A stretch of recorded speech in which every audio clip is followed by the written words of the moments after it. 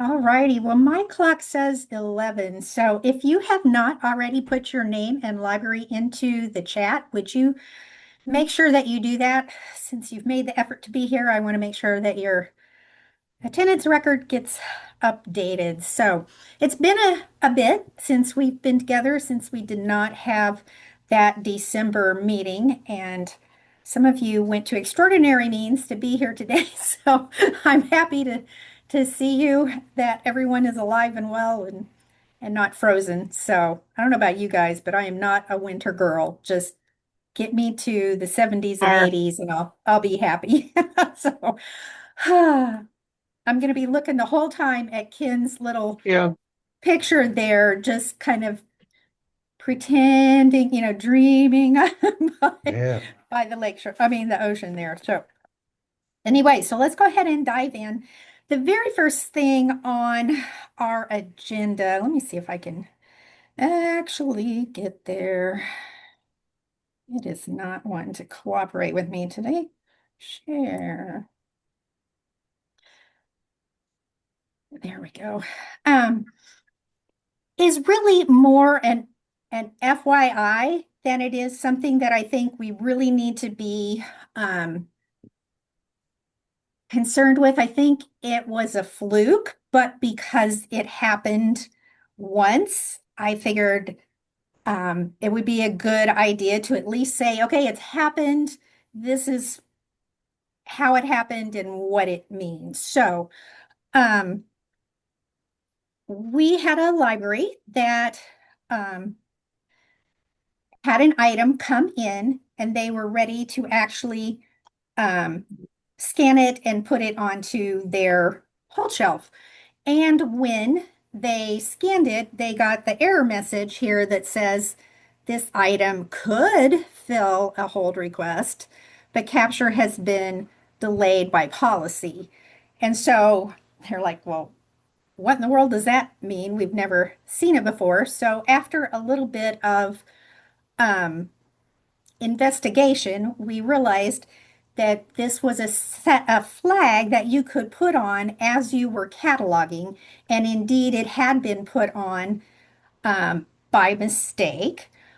So I do know the cataloging committee recently, or maybe it was Darcy, I'm not sure, sent out something that said, okay, here's how you can limit the fields that you see as you're cataloging so that it helps um, to prevent something being put in the wrong place. But 11. basically, if something like this comes to your library, just go ahead and click capture.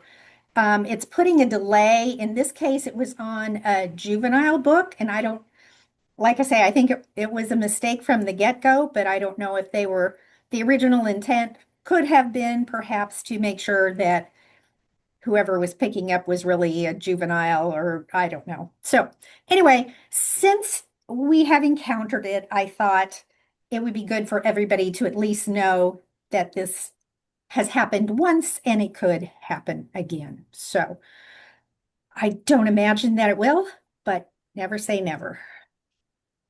I So I after this yeah, first came up, I when it first came up, I couldn't think of sort of a functional use for it in an ongoing way. But the more I thought about it, the more I realized that certain very specialized things like hotspots, when we check them in, they always trigger for the next hold because the queue is so long. But we also have a process by which we check them over and make sure that they're still fully functional.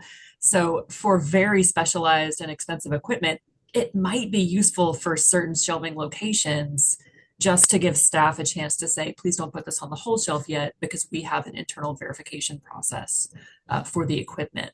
So I don't know. I was thinking of that and I didn't know if anyone else was thinking of doing something like that. it's an idea and probably part of the reason that the functionality is even there in the first place. That makes sense to me because we have tool bags where we would have to make sure, like an electrical tool bag and have to make sure all the pieces are there, et cetera, before we could circulate it to another patron. Okay, so documentation there on how to, if you're interested in that, how to get to it and add or not add, as the case may be. Okay, Darcy, was this you who brought this next one? The When using find another target, the current copy captured for that hold has the status changed to reshelving. Was It that you? might have been, was that the one where um we something showed up on our pick list because somebody tried to find another target and it was actually at another library? Is that what that was from? It's been so long. Right. So um what happened? A bug has been turned in. So it's when an item has a hold on an item that's on the hold shelf already, and staff use find another target to reset it. For some reason, they decide this copy's not what we want to do. Evergreen chat changes the status of the captured item to reshelving, which is fine if it's your item. But if it's not your item, usually there's a set amount of time that it stays on reshelving and then it becomes available, but that's not really um, what the status of the item is. It should be, if it's going back to its library, it should be in transit. So, um, so the bug is not that it's putting it into reshelving. Apparently, reshelving is the first thing that it needs to go into. Um, so the bug is actually that the transit home or capture and transit to a new hold is not being created. So I'm not exactly sure if you went ahead and checked it in, you check it in to try and get it to do what it's supposed to do, or, check it in again and see if that would trigger it. But this is a known bug. And so I have added, if you add heat to bugs, I think this would be worth it.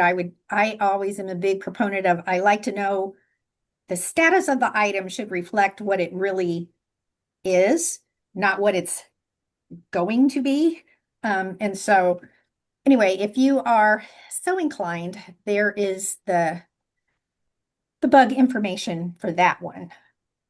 And Rhonda, just Yeah. so people know how it affected us in real time, it was an there was an item on our playlist that our staff looked for like 3 days. Couldn't find. And finally, I dug into the item status a little and realized we couldn't find it because it was at another library. And so basically, it shouldn't have showed up on our pick list because the reshelving had made it available. Right. So it didn't, the actual place that the bug actually happened was not in your library, but it was for your material, and you're running all over looking for it when it's really still at the other library. All right.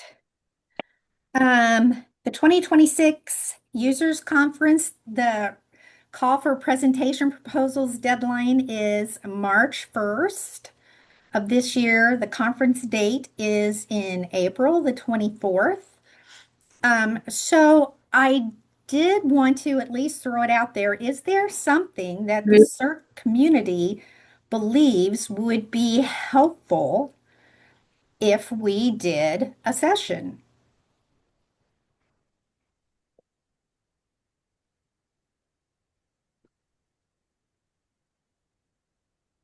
I know I've kind of been racking my brains too. I mean, I know last year we did, basic circ for cataloging and basic cataloging for circ, those kinds of things. And so went over holds and all the ins and outs of that. Um, nothing comes to mind, but if you, as a circ community, think of something that you would like the committee to work on doing a session for, send that to one of the CERT committee or send it to me. And so we can make a decision on that, and we still have some time to get something together on that. Okay. Um, the reports committee is undergoing some changes, so they now have a new help desk. So the listserv is still going to be available. And so if you just want, input from other people on how you do things, listserv is probably a fine way to go. But if you need specific help, please email the email that I have included there, um, which will make kind of like a help desk ticket, and the committee will then begin trying to work on the answer and get back with you. Heather Arnold, our own Heather Arnold, wave. I don't know if anybody can see you, um, has consented to be the new reports committee chairman. And I just want to, give public um, praise to Tony for many years, many years of working almost by himself, helping libraries figure out the reports module. It's not for the faint of heart to dive into the reports module, at least in my opinion. I guess if you were a computer person, perhaps it would be, but I'm not. And so, um, thank you to Tony from Poplar Bluff, and thank you to Heather from MLC for um, taking on that big responsibility. All I can say is better you than me. Not my thing.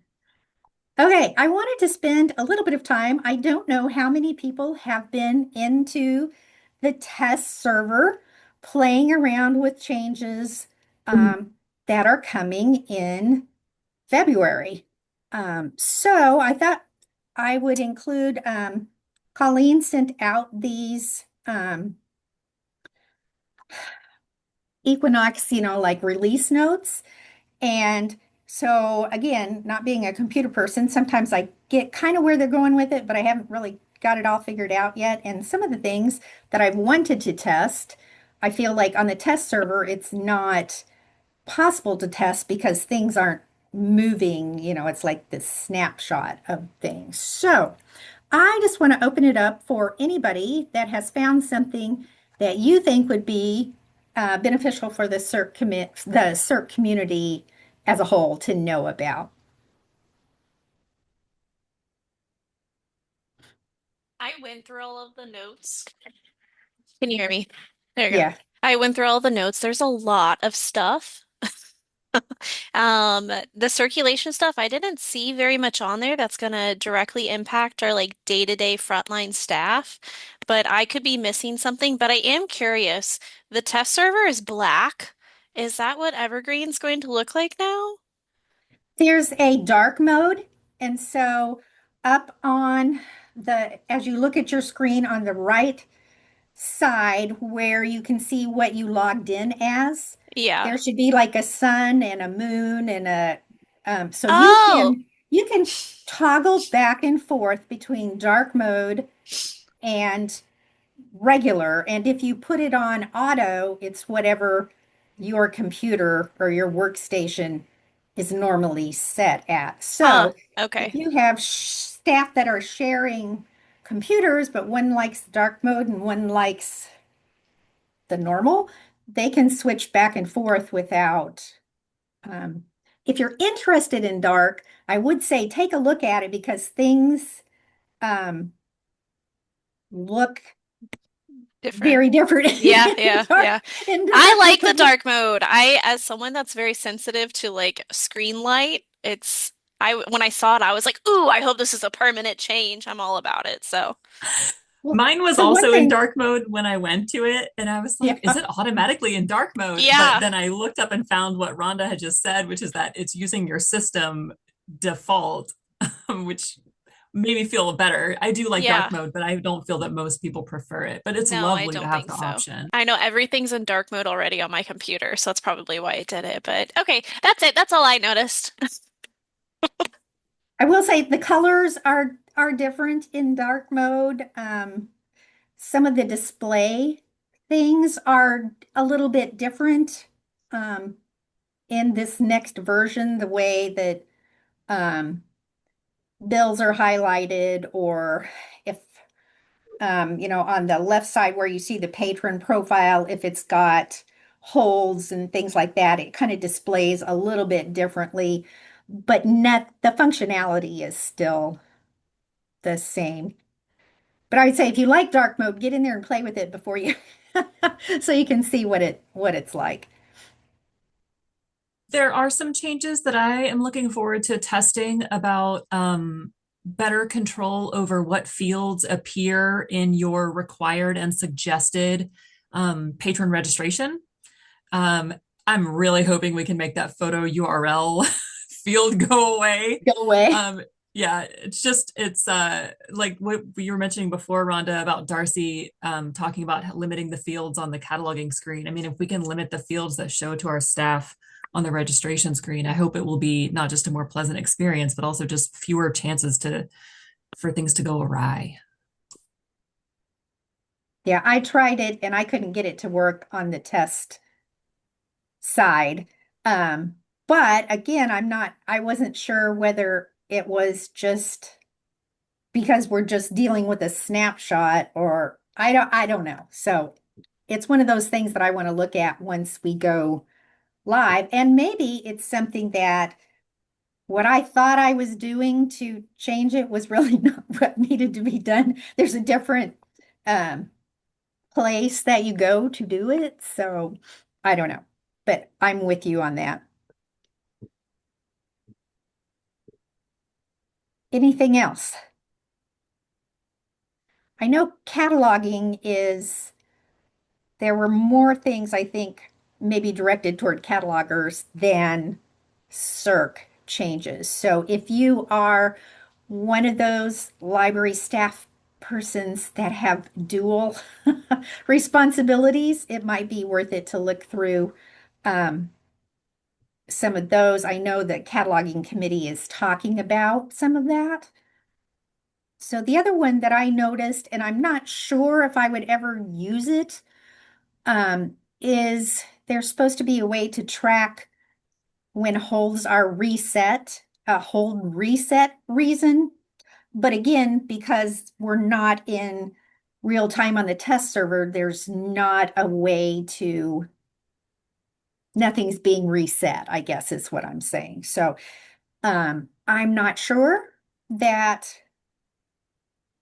it will be helpful, but it might be. Lots of times just, you know, finding when you're trying to dig into what in the world happened with this situation, it might just be one more piece of information that might help us.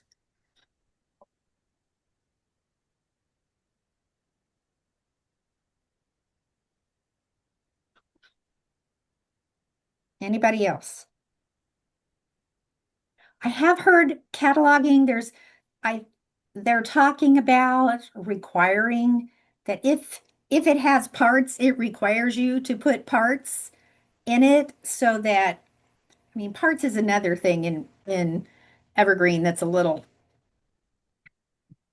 weird, not quite perfect. And so when you, as they're cataloging, there's, um, and I don't know if they'll implement it or not, but it's like if it's got parts, you've got to put parts in it right when you're cataloging. So I think that would be great. Okay, anything else? There was a bug fix that, like you were saying, Rhonda, I'm not sure we can actually test it yet because the system doesn't move, but I Yes. think one of the bug fixes looks like it solves that problem where if you get logged out automatically and then you log back in on the same screen, you get a white screen and then you have to refresh and then you get that thing that says, whoopsie, click here. There's a bug Yes. that looks like it might fix that, and That would be great. that would be fun.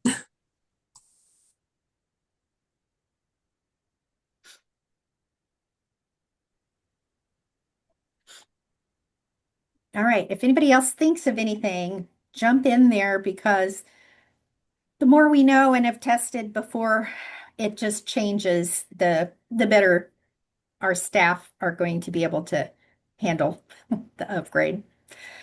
So just under old business, we had 71,034 accounts that you guys did the effort to get into, to get deleted to where Evergreen could purge. So our database is cleaner and leaner and hopefully more accurate of what really reflects what we are actually our current patrons. So um as I didn't look today, but I did yesterday. I do believe this is still the right one, but I'm not anybody that gets a notice saying, oh, they changed it. So I think we're still on the same old labels.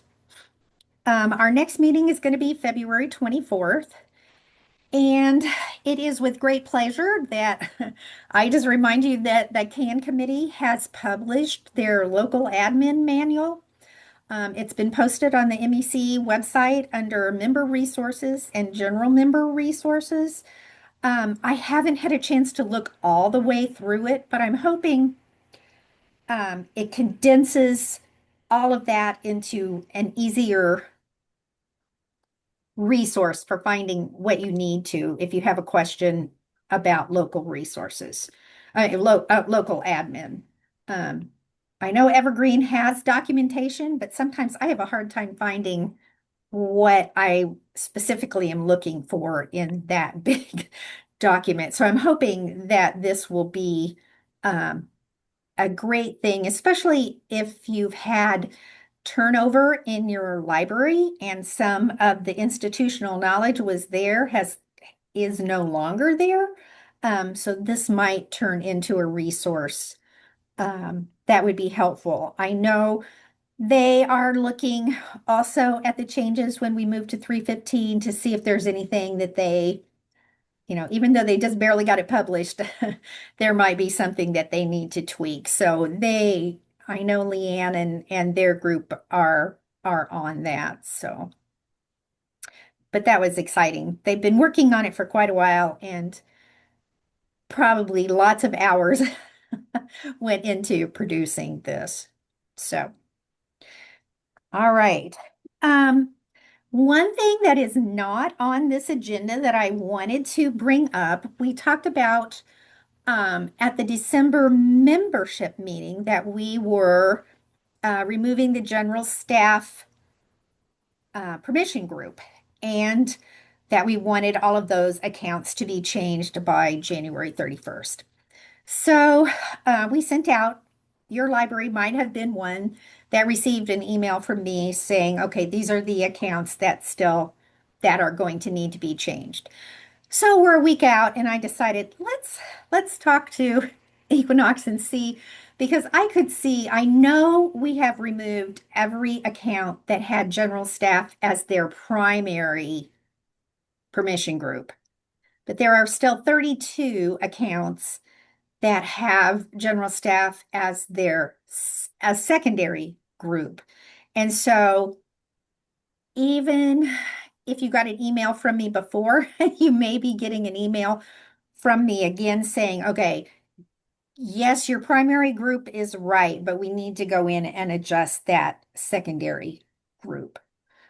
So hopefully I'll be able to work on those tomorrow and get them out.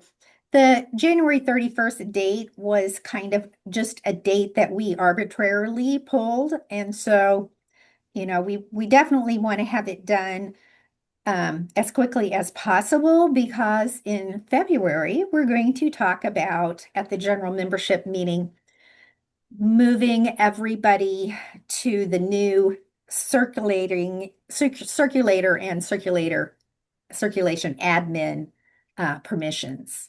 So we want to have all of that.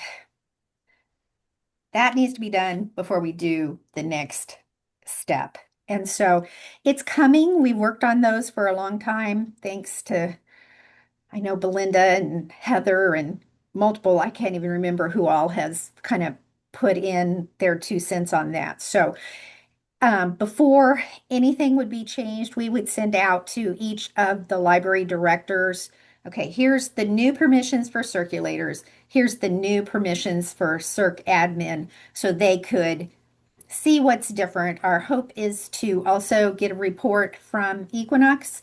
If you have Circulator or Circ admin accounts where you have added on specific other permissions, um, hopefully we're going to be able to get a list of those so that you can make choices. Do I want to add those permissions back onto those accounts? So it's coming. We're working. We're just not quite there yet. So, all right. Anything else that anybody would like to discuss? Excuse me, I don't have anything to discuss. I was just actually wondering, in case I missed it in the email, was this agenda being sent to us so we could use all those great resources you added in here? Yes, definitely. Okay, thank you, because it's Yeah, really helpful, all the stuff. those are for you. Okay, great, thank you. Yeah, yeah. Okay, since we have gone through the main things here pretty quickly, I do want to just, I think we have time to go ahead and have a discussion about who the oh, how do I even say it? It's confusing to even talk about. Um, in Evergreen, we have our stuff, and in Evergreen, we have everybody else's material. And when things are checked out at our library, they're checked out using our Circ, selections, how we do it. It checks out, like Cass County checks out for 3 weeks. They're going to get a certain number of renewals, and each library is able to set those things. Um, Damaged items and lost items, um, prices for missing pieces, that kind of thing, if it belongs to another library, it's controlled by the owning library. So, question came to me about I had a library had something that was lost. It was returned and clearly sent back, but the bill was still on their account. Because that library evidently do reports and things like that based on some of that information. And so they were wondering, well, if our item has been returned, why do I still have this lost fee? And so I don't know that it says anywhere in all of the documentation that I've seen from Missouri Evergreen, but this is what I think is the most equitable thing, and I guess we should discuss how we want to handle it. But if a lost item has been returned and it's in circulating condition, it would seem like we should be able to remove from that fee from our own patron's account. As long as the lost item is actually returned and it's not been marked damaged for any reason, we should be able to forgive, void, whatever, however your library does that. Um, what does everybody think? I see you shaking your head, Macy, but I can't hear you. We void things like that. We make sure that it's been returned. But it seems to only happen with particular libraries, and I don't know if it has anything to do with time settings of bills on people's Carrollton Public accounts. Library, this is Karina. How may I help you? I think no, I think it's settings that There's a setting that says forgive lost item charges upon Upon return. void. I think it's return. Got void you. lost. Yeah. So ours And is for set like yeah. that, right? But I don't think everybody's is set. I would love for everybody's to be set like that.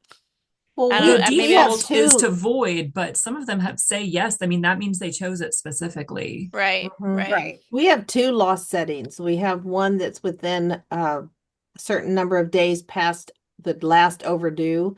And then we have long lost, which it does not remove even when we scan it in. We have to go in and manually remove all of that ourselves. And it would be your stuff too that would fall under that same category. But the reason is because we use debt collect and it goes to debt collect at a certain time too, and it's connected to that.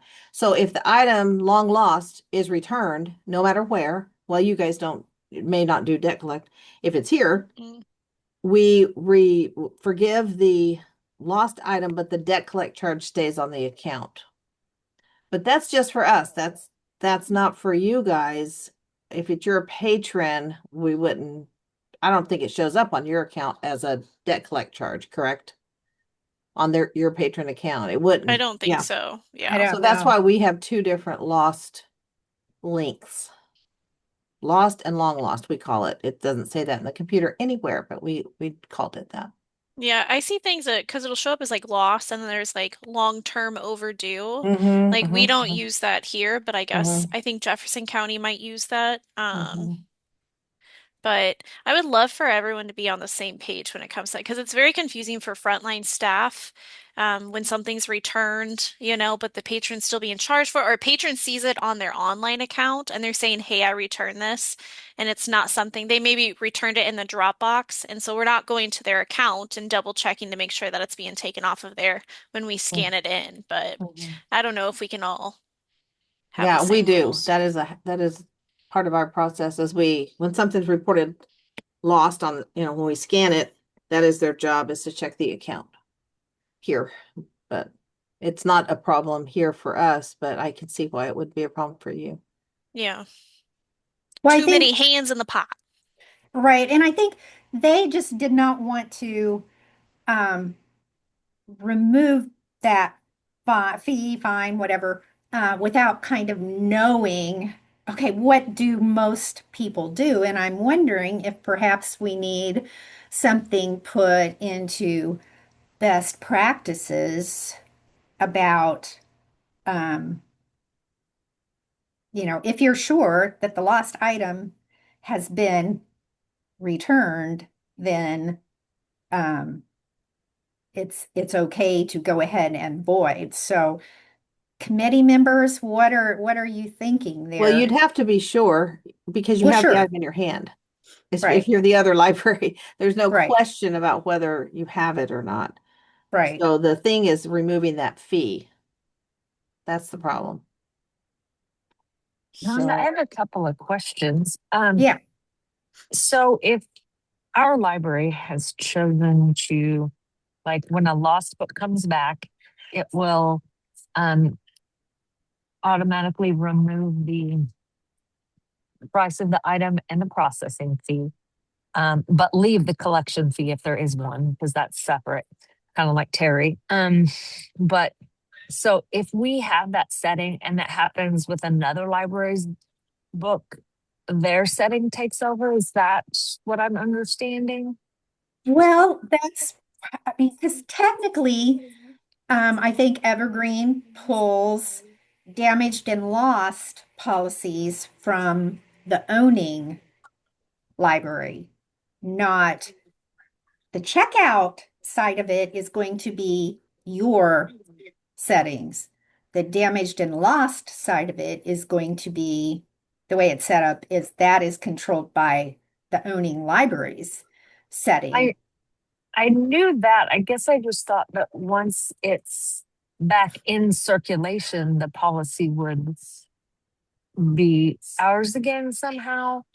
Um, but the second question I had was you can always take that fine off, right? Because the evergreen policies only state that one library has to pay another. It doesn't state that your patron has to pay. If you, because we've eaten Correct. stuff before where like we got a bill from another library and for whatever reason we chose to not make the patron pay for it. Um, right.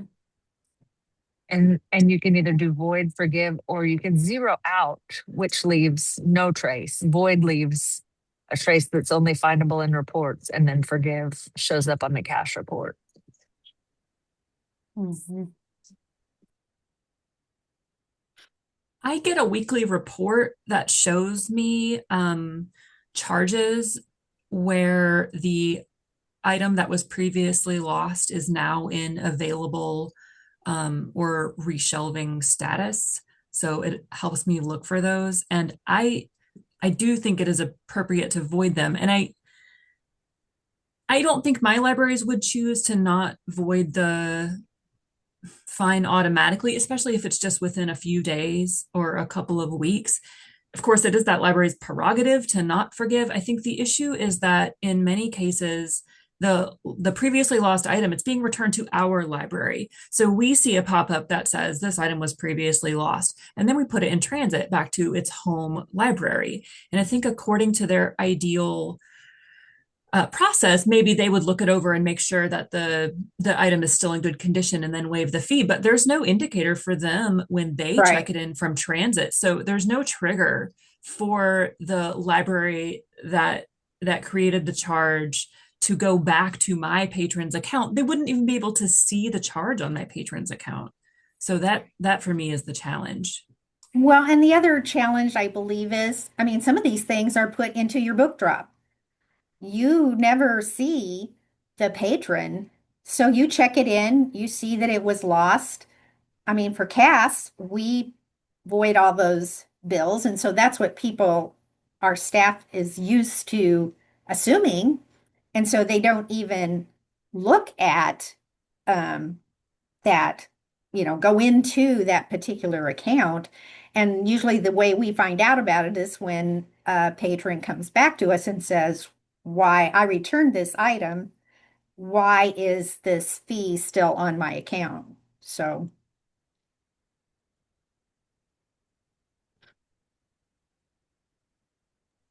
Is one of the questions we're kind of coming to is if we should make it an automatic, that we all agree to do the same thing and make it an automatic setting that if it's returned within a certain amount of time, that the system automatically takes off that charge. Am I correct? Is that kind of what we're questioning might be a solution?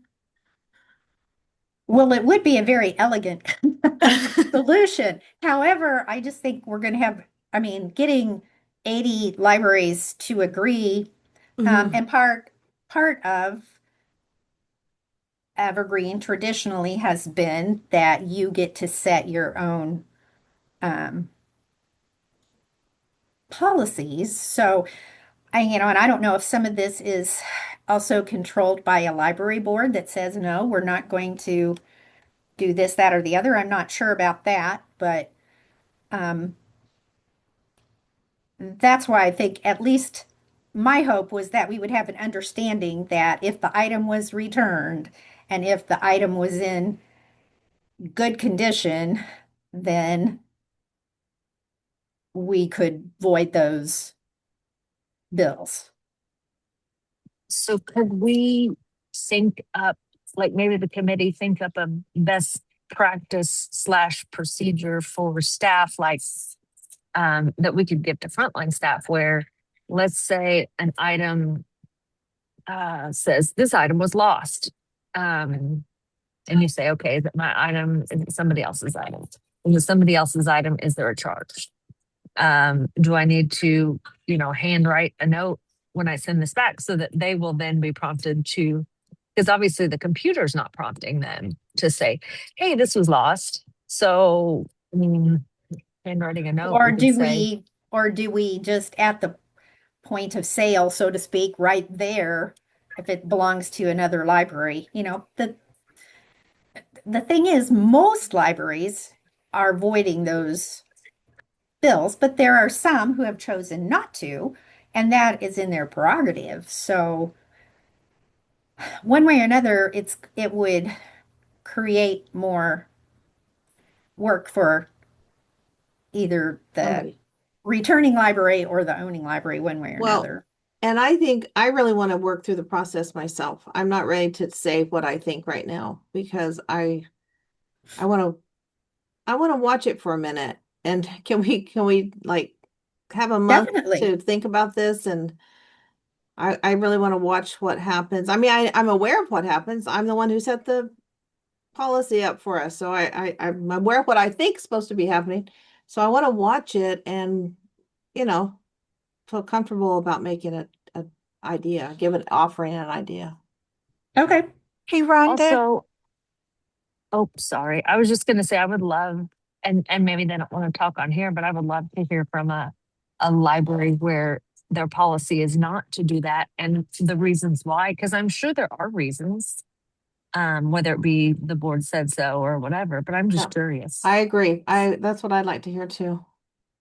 Is there any way that Evergreen could, um, even at the most basic level, put some sort of automatic flag on those items that will stay with the item? I'm not sure how to explain it.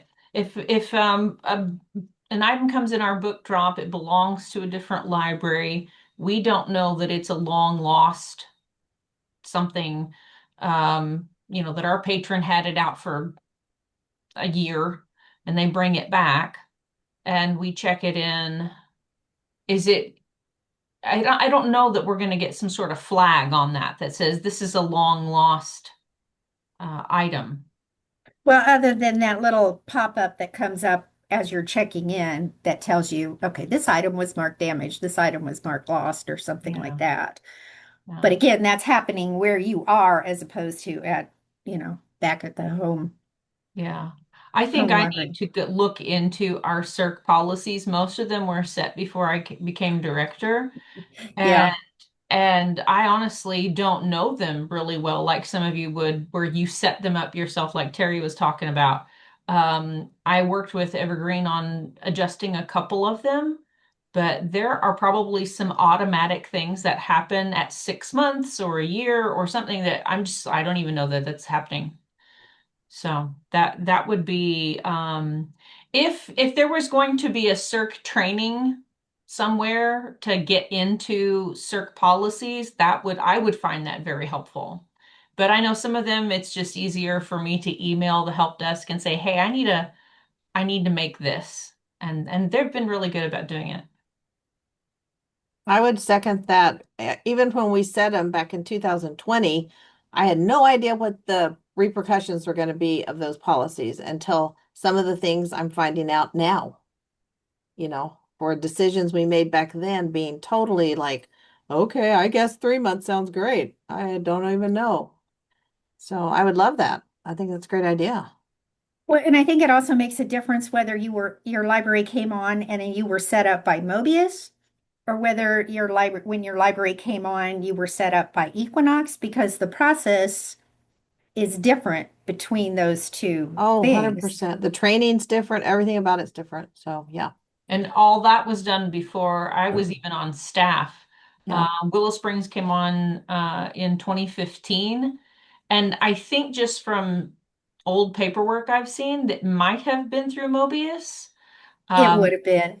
but we Yeah. didn't have, like, I just didn't get a lick of training, honestly. It was just all figured out by the seat of your pants. So there's a lot of improvement that we could do, and we have been doing. But some of that stuff is kind of shrouded in the misty past for me. Hmm. Relatedly, one of the things that came across my desk recently in regards to this, when we set it up, we of course opted when the patron brings the item back that we want to, take off the price, take off the processing fee. They didn't owe that anymore. However, when we set it up, the process in the software was to void that, like the software itself would void that. Now it does a system payment, which to every human being that ever looks at Evergreen thinks, oh, they paid something. No, they didn't pay anything. And I hate that, but I'd almost rather go in and void it than have it show up as a payment. And I think that's a bug that we've probably added heat to, but I know even if we chose to set up things the way we did, Evergreen itself has changed. And so a policy refresh would definitely be good for.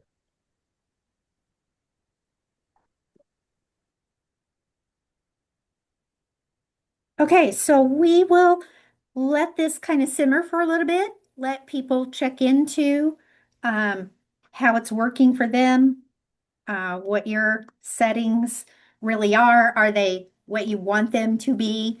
I want to say it's going to be under void. It's going to probably start with void something when you're looking at those policies. I know I've seen it before, but I can't remember off the top of my head what it might be. So, all right. Anything else? Hey, I'm new to Missouri Evergreen, but I was in a library system in Florida, and our policy was that the patron paid for the item after 90 days overdue. 90 days marked, yeah. And that was because our patrons didn't have access to that book for 3 months because of their refusing to bring it back. So at that point, they had to pay for the item and it was theirs. So that's one reason why a library might want to do that. I don't actually know what our policy is here, but that was a Florida reason. Right. So, I mean, I do think there's probably as many libraries that have that setting where it doesn't take off. There's a reason why they chose that um, setting. So, Especially with the long renewal of, the time in our library, a patron has a book for 9 weeks. I mean, that is astounding. I still am surprised with that all the time. So to keep it beyond that just seems like you wanted it in the first place. And so, well, guess what? should have Now it's yours. I do think it's inevitable that patrons are going to return things late though, right? Like that's just the way libraries are. And I think our thought process here, you could return something after 5 years and it gets taken off of your account because we want people to use the library. We don't want them to be scared to return something because it is, 10 weeks overdue. I have had things for 2 years because I moved with them accidentally and I was able to return them and I didn't have to pay anything because they're still able to be circulate. But that's just the way we do. I know not everybody's like that, but I personally like it that way just because I want patrons to keep coming back here. And I don't want them to feel ashamed because, life happens and before you know it, it is, 3 months later. So, I do agree with that. I mean, I don't know about the rest of you, but I'm always surprised when, I've got something checked out and then I get the 3 day, okay, your thing is due in 3 days. And it's like, wait a minute, how did that many yes. days go by? Yep. And I'm still not done with my item. So, all right, one last call. I think there was something in chat about probationary patrons. I'm not sure if anyone wanted to talk about that. Yeah, and What, Heather Kessie said that she was wondering if there was a way to make a patron type where you could set the time period so that it was to your library instead of everybody else's library. For example, her example was probationary periods are set at 90 days automatically, and so they are having to go in and manually change that probationary period every time they make a probationary card because their board has made it 60 days. And I believe the last time we talked to Missouri Evergreen, or sorry, that we talked to Equinox, they said that those were global and we could not change them individually. And so that was the information that I gave Kessie. Now, the other thing we could talk about as a group is what everybody's probationary period timeline is, and does it make sense to change it from 90 days? I don't know when that determination was made, but we had that conversation about like our residents and non-residents, I believe, and determined that everybody's was pretty standard, the 1 year. And so we left it. So I don't know if we want to have that conversation about it. Are people doing 30 days, 60 days, 90 days? We don't do probationary cards, so we don't do anything. We also don't have a probationary period at Brentwood, and I'm kind of wondering what is the effect of just not realizing it myself quite yet. What is the effect of a one library having a probationary period and one not? If the patron doesn't live in the same town, would it be using digital resources that would cause discrepancies or issues? I wasn't quite gathering, yeah, what the So, effects so are. hi, Cassie.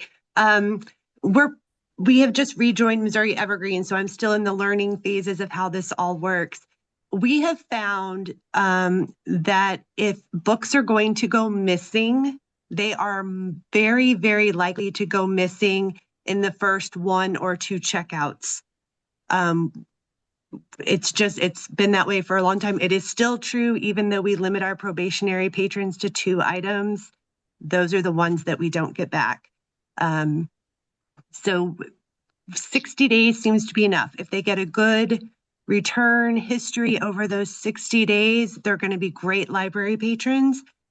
But that way, if they are not, for some reason, we've only lost 2 items, not 10.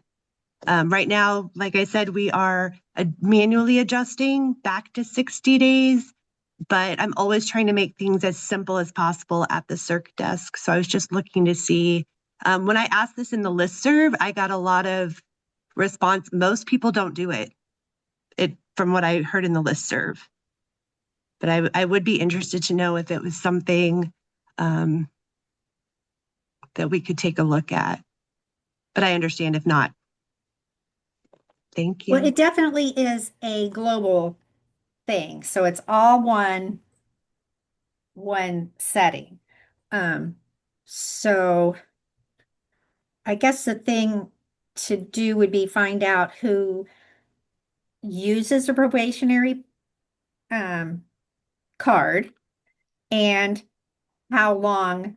I mean, I think when we went in, they said it was 3 months. We said, okay, we can live with that, and went on. But it would seem like those libraries who are currently using it would be the ones who have an opinion on whether that time frame needs to change or not. So, okay, I'm making notes here.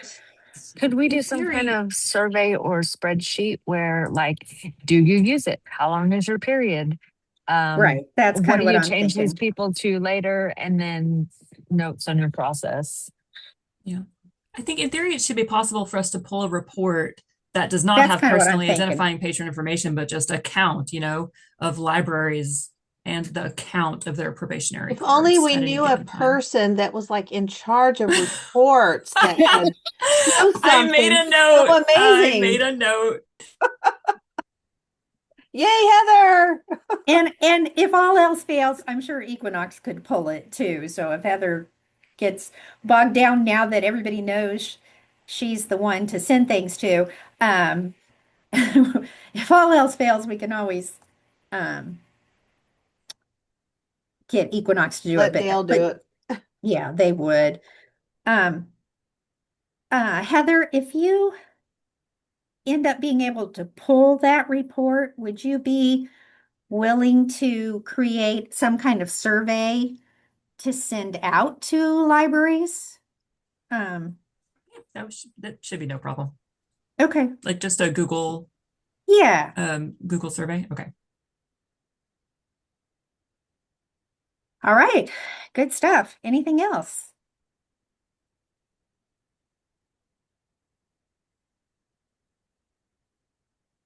I always go into these meetings thinking, oh, this is going to be a really short meeting. Then it goes longer. So anyway, okay, not hearing anything, I'm going to say I hope you have a good day. Stay safe, stay warm, and we'll see you back in February.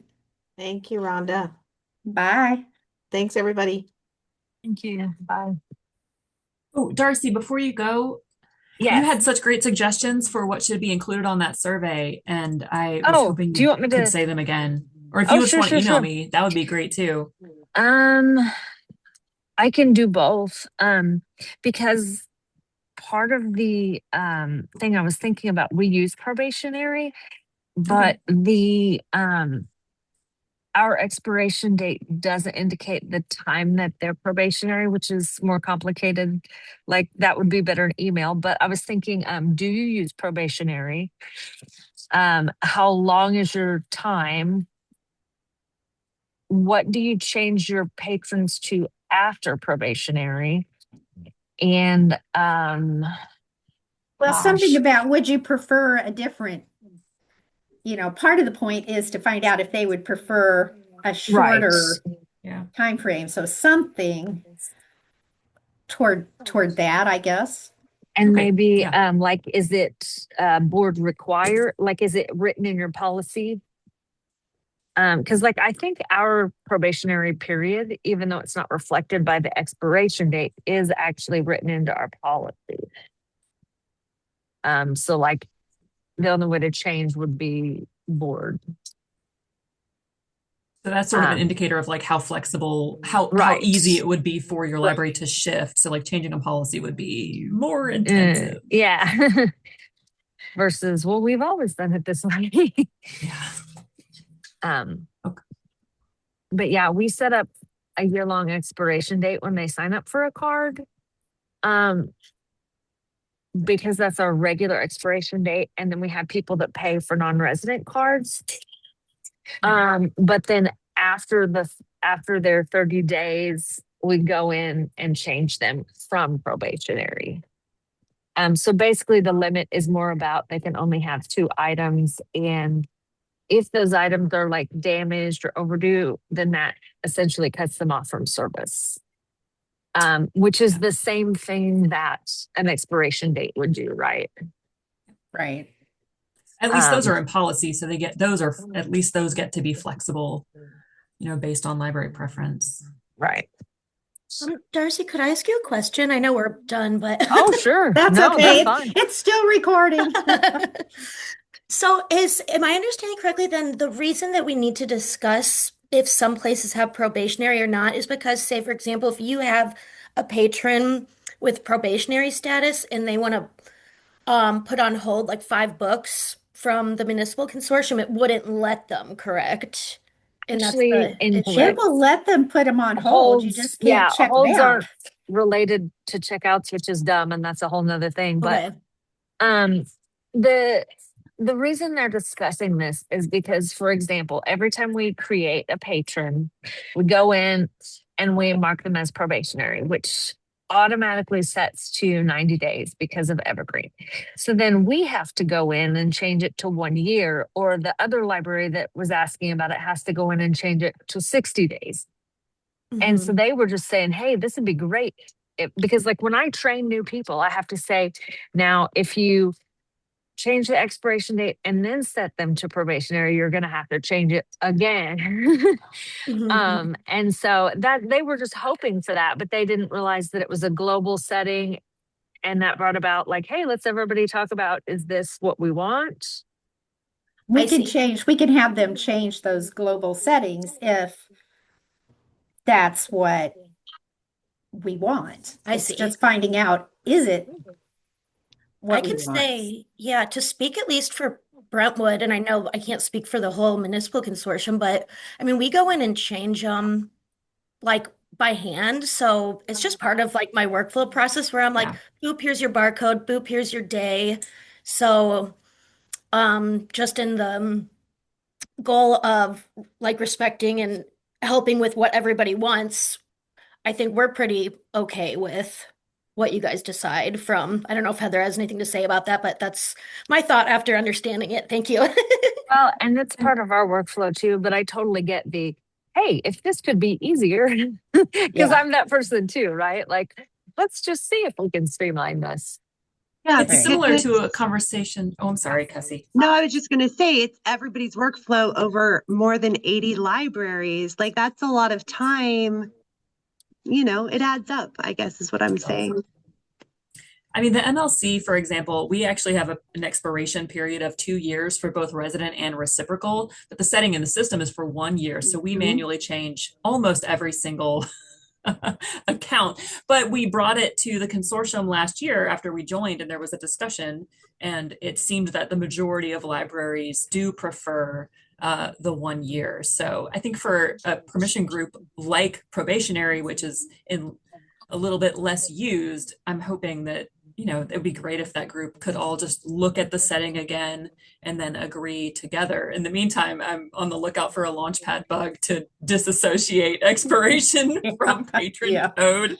Oh, okay.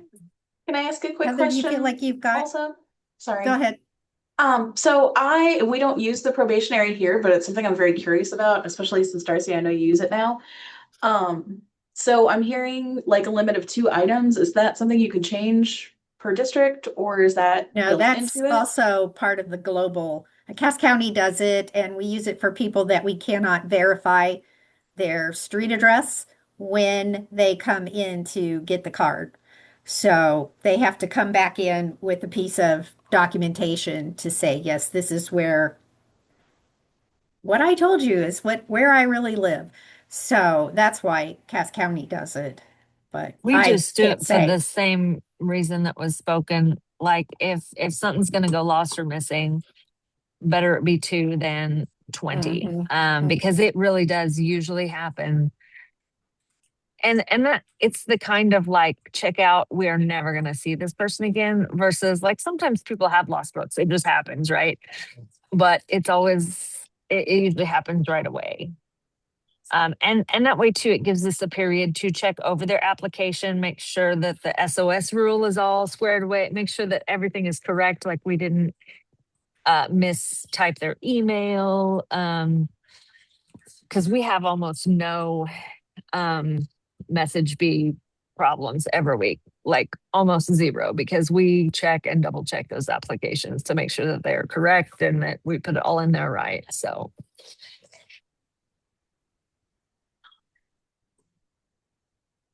All right. That was Nobody's fun. added Thank anything. I you. think I Thank think this you. is our big chance. So, all right, have a very good day. Bye.